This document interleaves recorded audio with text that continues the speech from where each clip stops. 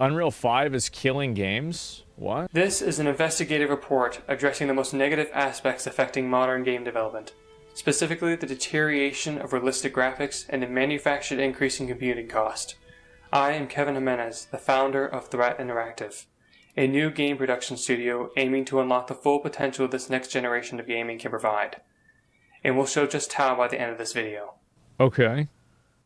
There are three interconnected factors that need to be addressed: creativity, performance, and visuals. Let's begin with creativity.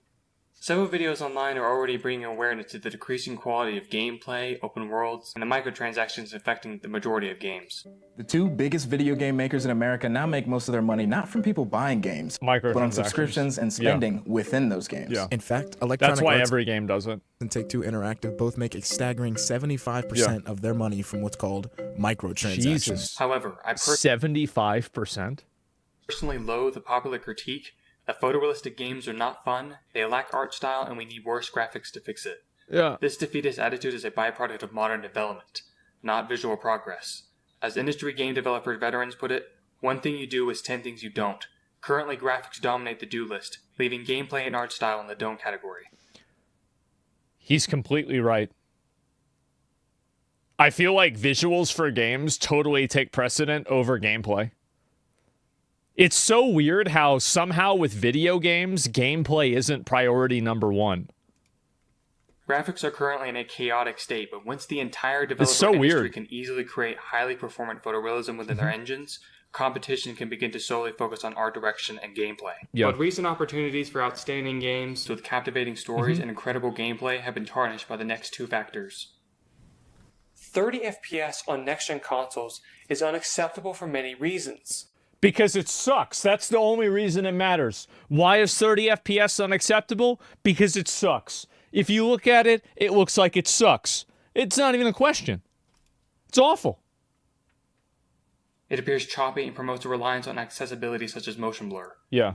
30 FPS also induces extreme judder and motion on numerous screens. With only 30 frames, the quality of gameplay logic and basic responsiveness falls short, especially when tons of other titles offer that same basic responsiveness. That's right. There are numerous 8th generation console titles that ran near photorealistic visuals at 60 FPS, and that was on 2013 2 teraflop hardware. In my opinion, I feel like the expectation should be like 80 to 100 FPS, if not more. Like at this point, I don't even think 60 is enough to have like a really good, fluid, feel-good game. Yeah, like 120. Yeah, exactly. FPS titles like Spider-Man PS4 are kind of excused here.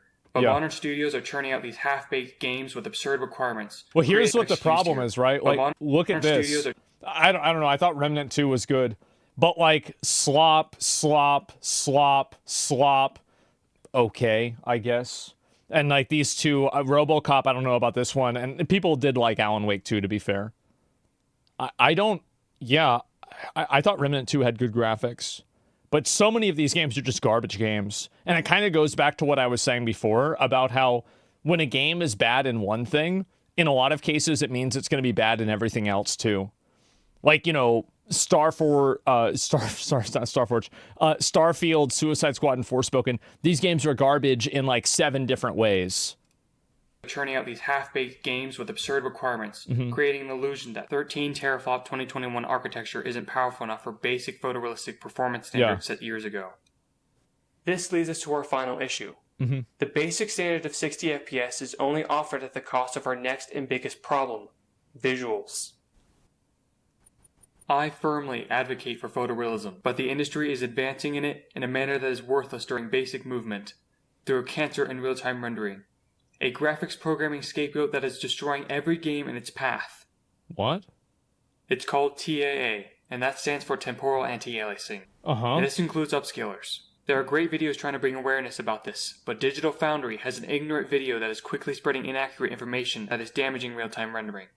I will expose false narratives as I show why TAA has I don't know anything about this. Trends in conjunction with an abusive use of the power offered in current generation consoles. TAA and upscalers stem from anti-aliasing, effects that aim to mimic the benefits. Why is he dressed up like Ellen DeGeneres? Why do that?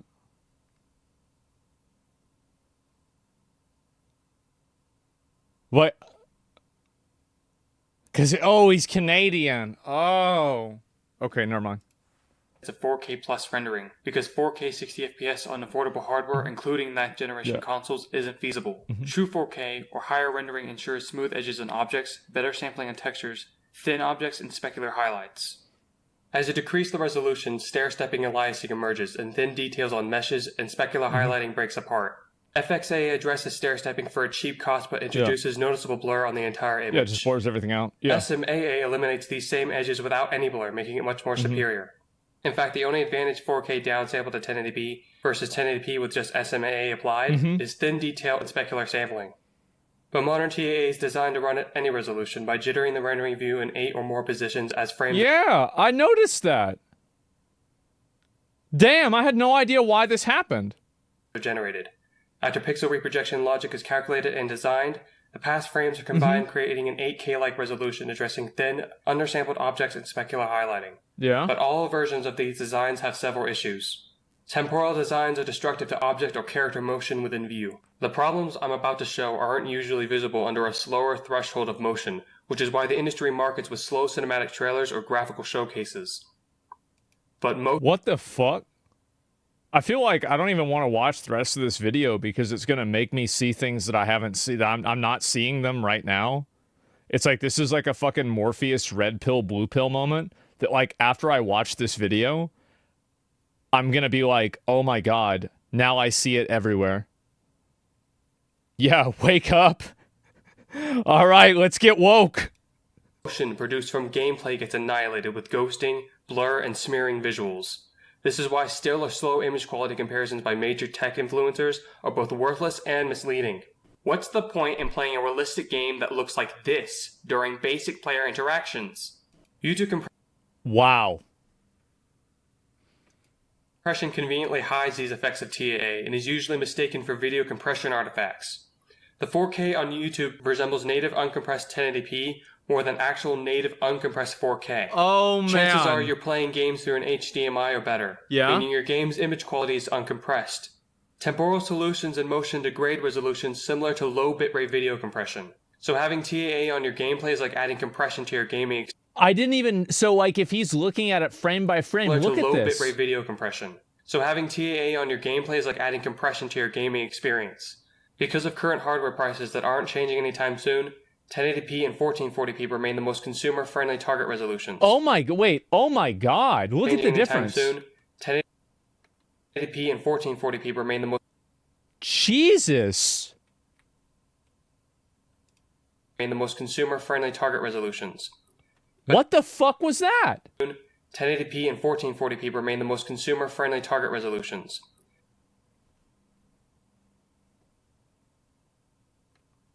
But TAA ruins these resolutions the most. Oh my TAA God. and upscalers not only ruin affordable gaming resolutions, but also damage luxury resolutions for those with enthusiast-grade graphic GPUs. TAA and upscalers are often bundled with ugly sharpeners that fail to fix ghosting or restore the original clarity and detail stripped away from smearing. Yeah.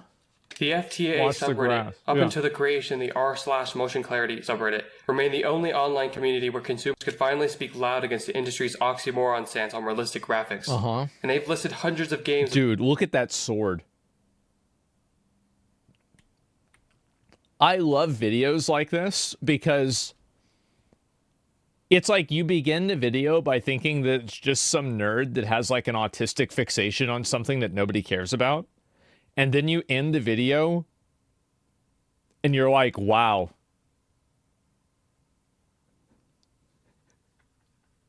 This is fucked. This is awful. Yes, I know. It's based. I know. Look at it. And they've listed hundreds of games with forced TAA, with recent titles throwing out traditional AA options for upscaling methods only. Remember the SMAA versus 4K comparisons earlier?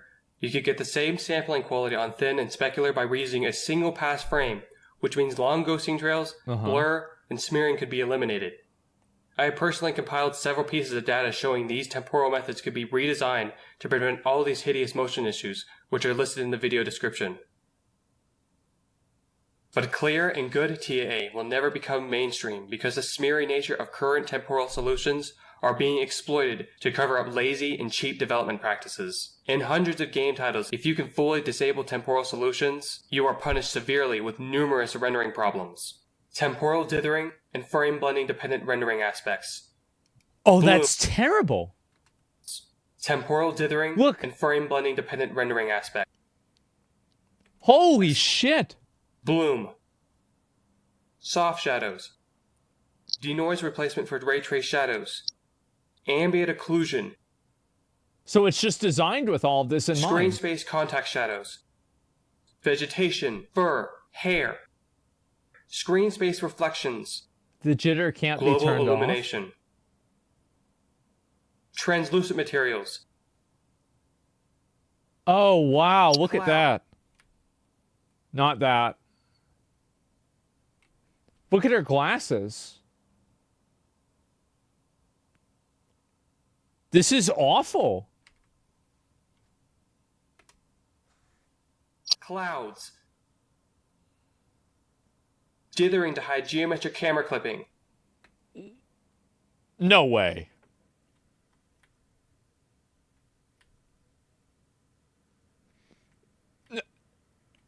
No. No. How? Mesh introductions. And ray trace reflections. Strip away TAA in several engines and these effects transform into an incomprehensible mess or reveal a poor approach to an aspect of rendering.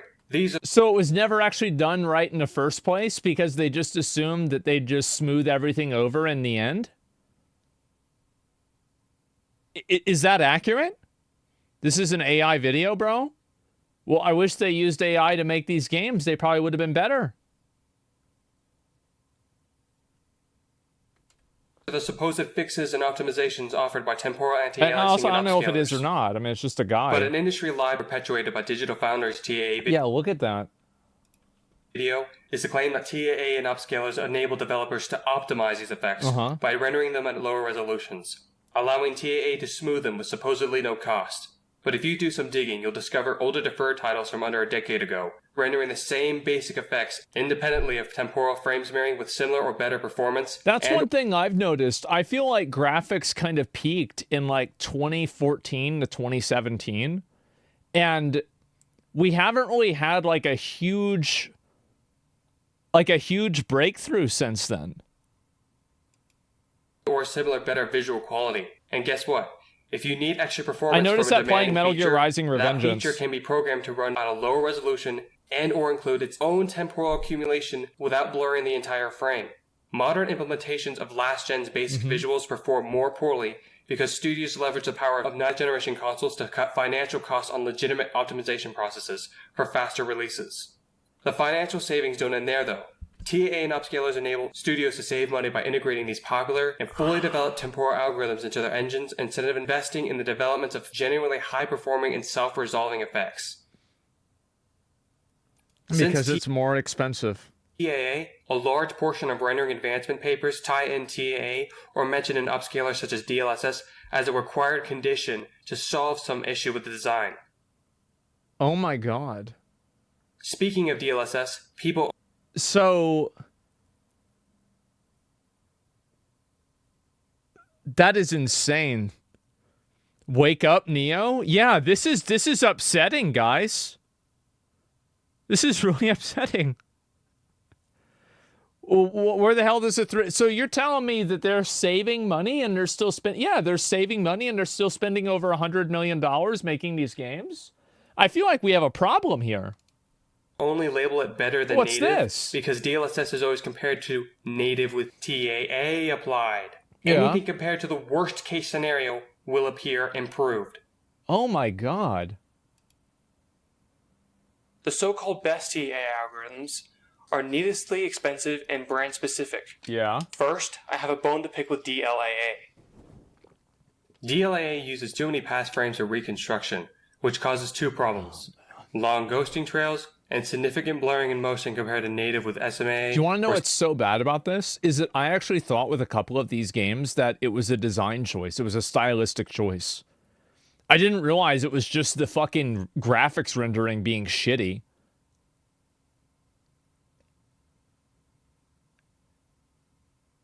Yeah, Stationary output. It also fails to smooth stair-stepping and motion compared to SMAA. Applying Circus Method with the newest DLL provides much better results, even though both examples are rendered at 1080p. But Circus Method isn't cheap. DLA at 1080p on a desktop 12GB 3060 costs 0.75 milliseconds. Circus Method bumps it up to 2.44 milliseconds. Image quality is far from poor, but its proprietary nature, cost, and Blue Moon AI mistakes makes it unreliable for the industry. XeSS 1.3 native AA mode suffers from the same problems as DLIA, but costs 1.44 milliseconds at 1080p on the same machine. Applying Circus Method gets image quality almost indistinguishable from Circus Method DLSS, but costs 4.6 milliseconds.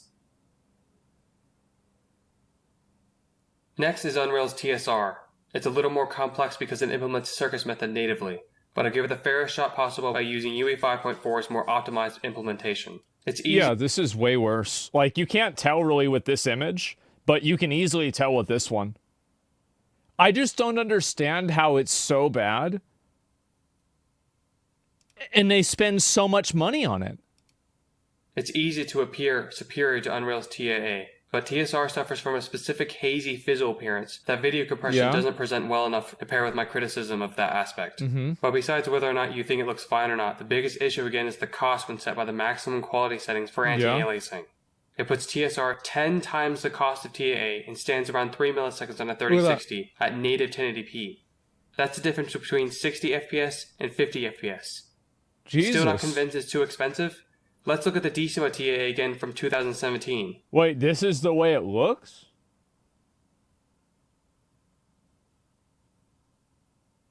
Oh my god.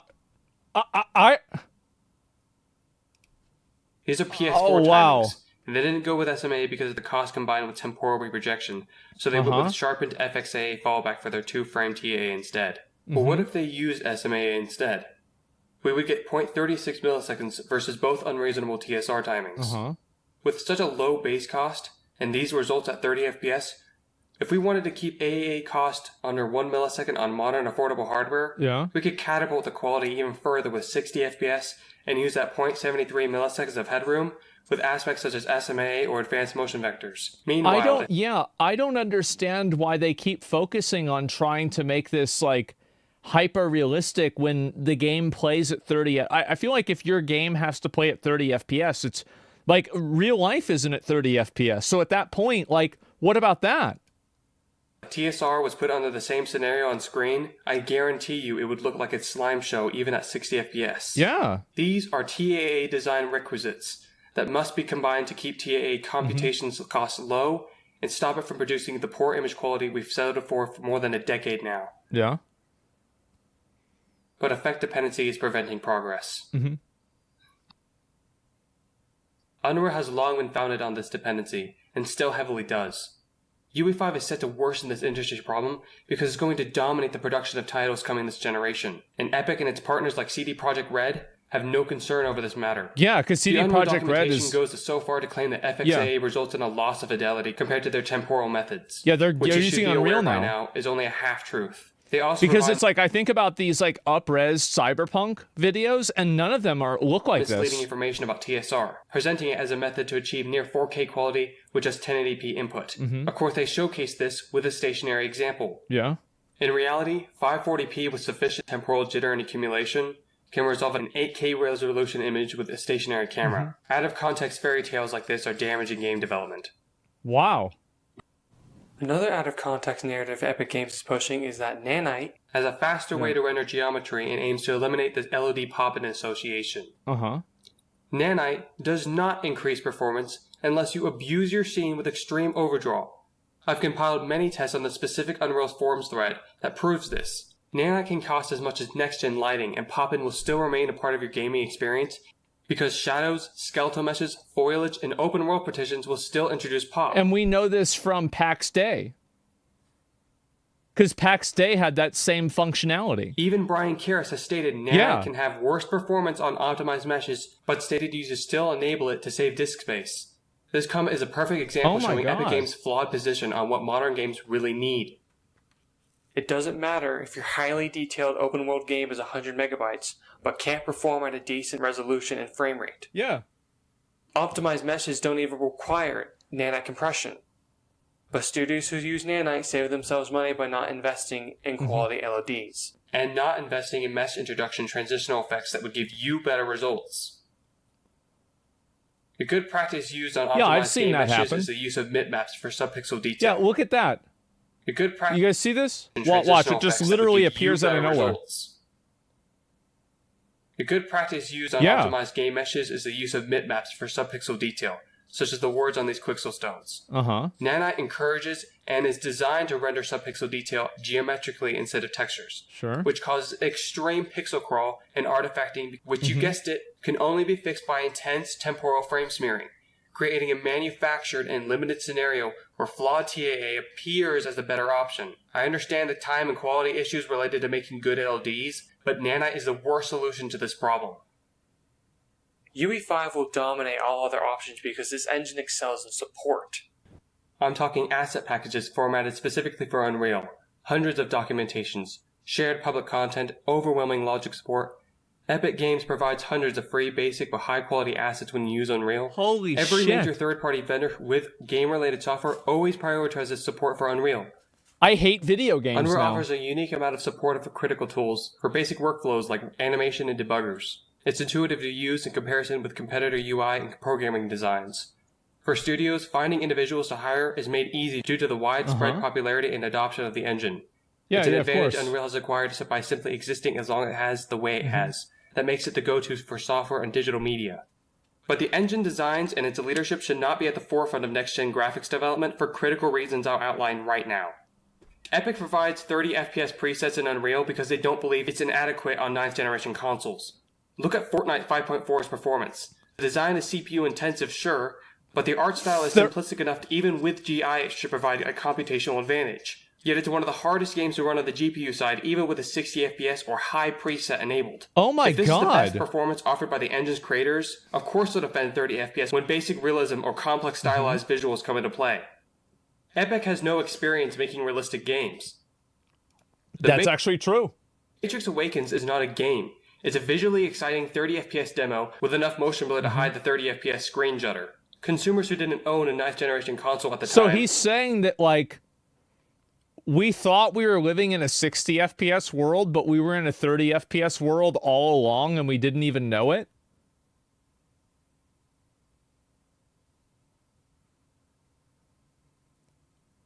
Holy fuck, man. Wake up.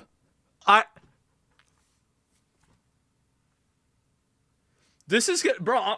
I'm going to be thinking about this for a while. Saw the 60 FPS tag on the YouTube presentation and assumed that was the case. People who did experience the demo firsthand were given basic interaction through a locked aiming system that wouldn't expose the fluidity issues of 30 FPS. Epic has no problem abusing the flaws of their TAA or temporal upscalers such as DLSS for several effects I've shown throughout this video. Epic defaults their engine to rely on temporal smearing when very few TAA independent features remain undocumented and hidden behind loopholes most unsuspecting developers will never find. I had no idea about any of this. They promote heavy and blurry temporal upscaling as a viable solution on 9th generation consoles. And the biggest problem with Epic and their perspective on game development is that Fortnite drives their motivations for Unreal's development. Of course. Fortnite is a game with a very unique and uncommon problem the engine has to accommodate for. It's an open world map with a dynamic time of day and weather. This means real-time GPU calculations need to be computed per frame to account for those dynamic changes. What makes these calculations so much more expensive in Unreal is the fact that Fortnite's entire environment is destructible. This is why more realistic open worlds from 8th generation console titles have no problem with day or weather cycles even though they don't use light maps. It's like if I look at this game, there's none of that in that Metal Gear Solid.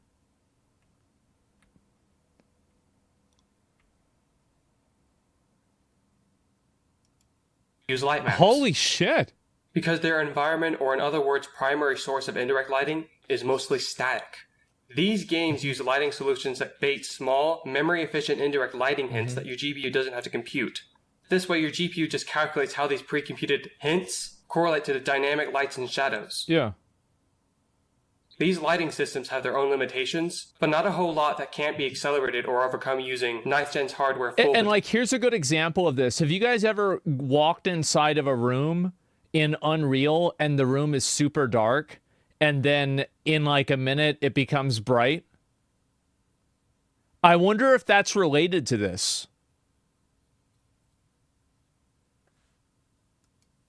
potential. Fortnite's GI, which is Unreal's Lumen, can't let developers with the common environmental properties bake any high-quality indirect lighting hints that save you performance. Unreal's light maps are uninterpolatable and have serious leaking problems that can only be mitigated with stupid amounts of VRAM memory. So many Unreal games are wasting performance for basic visual standards because your GPU is computer whether or not a Fortnite wall has been destroyed or what that wall looked like, etc. Lumen is noisy without TAA because it isn't designed to use stable or high-quality indirect lighting hints. So top that inefficiency off in games with other Epic game technologies like Nanite, Virtual Shadow Maps, and TSR, and we're left with games created faster than ever and as inefficient and as terrible in motion as ever. When this happens over and over again, it standardizes, which is why other studios are following these inefficient designs for their mostly static games that could use faster systems. And so I think that I don't know what to say. Like, I think that the problem is that it creates... I think what he's trying to argue, I'm not sure because I don't really have like a background in this. I think what he's trying to argue is that the end result of this type of cost cutting is a worse product, even though for a lot of average users, they probably don't care. Epic Games' indifference towards underperforming he's saying devs are lazy. Yeah. Third-party Unreal games I think is the statement that big budget studios should be customizing Unreal source code to provide more appropriate designs for their titles. True, but it's almost a catch-22. If a studio decides to use Unreal, it shows they lack the funding, interest, and or innovation to manage the graphics themselves. This is exactly what happens when established studios throw out proprietary engines in favor of what Unreal offers. Wait, what? I have one more problem with Epic that I need to cover. What? Unreal is used for the automotive, film, simulation, and construction industries. That wouldn't be a problem if Epic wasn't constantly accounting for this user base and modeling Unreal with algorithms not meant for consumer-efficient real-time rendering. Amidst of these issues, I gave Epic the benefit of the doubt and made a feedback thread on the Unreal developer forums 12 months ago, requesting the prioritization of game development and a larger focus on temporal smearing independence within their various effects. In only 11 months, it was voted as the #1 feedback from developers, replacing the previous #1 feedback thread made 3 years ago. Epic released several Unreal versions, including nothing pertaining to the thread's request, despite a solid number of educated developers ready to progress beyond Epic's limited vision for this generation of gaming. Jesus. This studio was created to begin the production of an intense people use Unreal for all kinds of things. Like for architecture renderings and all kinds of other things too. Yeah, he rallied the devs. Yeah, this is insane. Based on a new IP consisting over 700 pages of detailed story and scenarios. Our game is conventional due to only requiring a mostly static world with dynamic lights, making our goals much more relevant to many developers and gamers. Yeah. We have paused the production of our game, so our unrivaled passion for motion clarity and performance standards for untainted photorealism can be met, which is why our solution is to create a custom Unreal via crowdfunding, with custom systems that directly address the giant issues stated in this video. Don't think a custom Unreal engine will have an impact on developers? Take the finals for example. It performs so much better than other UE5 games. People defend Epic's UE5 and solely blame studios for any worse performing titles. Yeah, but the final's extreme destructive nature made using Nanite and the associated virtual shadow maps impossible. And most people don't know that the finals uses NVIDIA's custom UE5 branch to make use of its lower quality but much faster dynamic GI, DDGI, instead of Epic's Lumen. The finals performance doesn't contradict our views on Epic's Unreal. It only proves our point.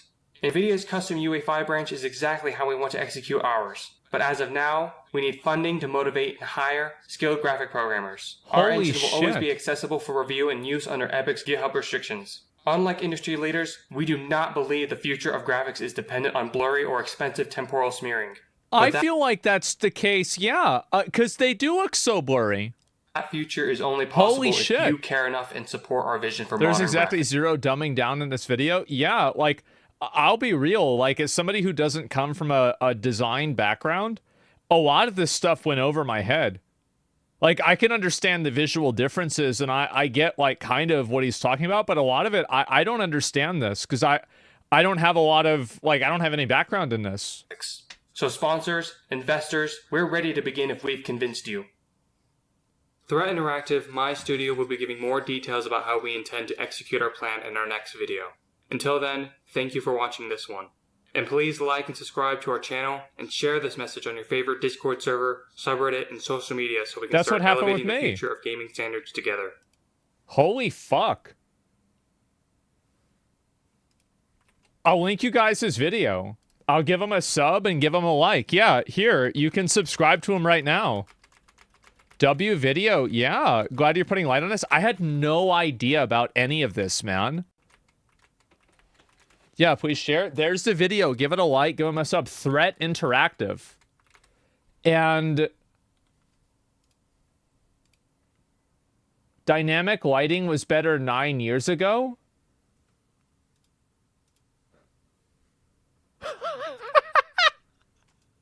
What? I don't even know what to say. That's ridiculous.